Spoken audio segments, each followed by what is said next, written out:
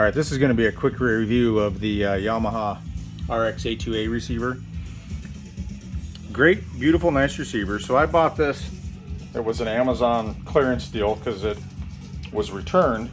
And apparently Amazon has a lot of returns on these these receivers. And I think it might be related to what I'm going to be talking about here. So don't watch this whole video.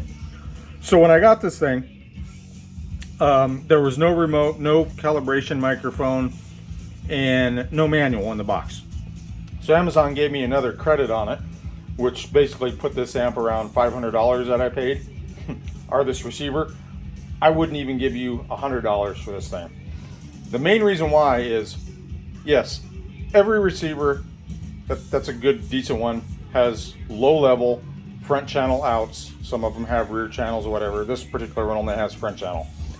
That was fine for me, simply because I do listen to music. And then over here I have my Yamaha MX-1000U power amplifier.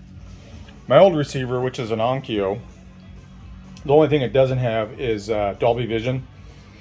And like a lot of the streaming services that this other one has, it doesn't have, which I don't care anyway, because I run everything off of a Raspberry Pi with a hi-fi DAC on it, which is right here. And then everything I have is either ripped in wave off a CD or FLAC.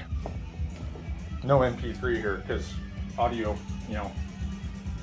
So the main issue with this receiver is the preamp in this receiver does not have enough juice to actually power an external amp. My old receiver, I could literally knock pictures off my walls. This thing, running preamp out, as you can see right here, going into my MX-1000, I can't get my meters past halfway on this thing, which would be around 500 watts-ish. I don't know about you, but I like listening to my music loud when I'm listening to music sometimes. So other than that, I mean, the HDMI ports, I have had no issue at all passing through 4K, Dolby Atmos, Dolby Vision, whatever Blu-ray, 4K Blu-ray I was playing.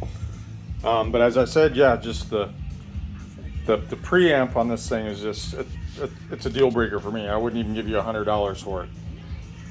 The thing that really makes me mad is all these other reviewers are bragging the fact that, oh yeah, this amp or this receiver doesn't have a lot of power. It's only 100 watts, blah, blah, blah. But if you need more power, you can hook external amplifiers up to it. Well, no, you can't. You can hook one up to it. And even hooking one up to it is pointless when you have such a low voltage out of the preamp. So, and I mean, as you can see here,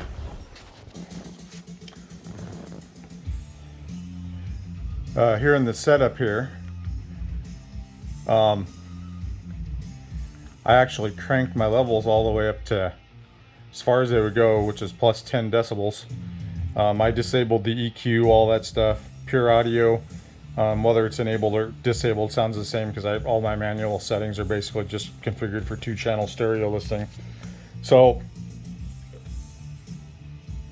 if you have a small apartment, it might be a fairly decent receiver.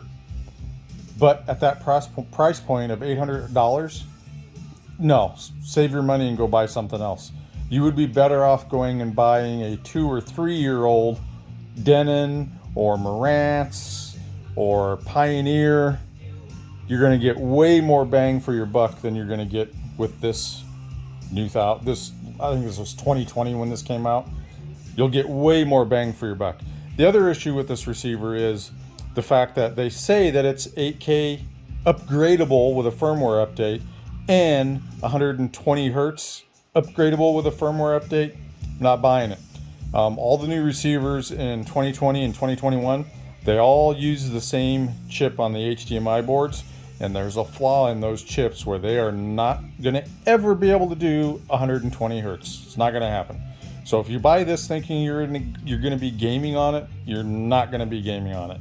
I really didn't care because I don't use consoles for gaming. I just use my Xbox One for watching 4K Blu-ray movies.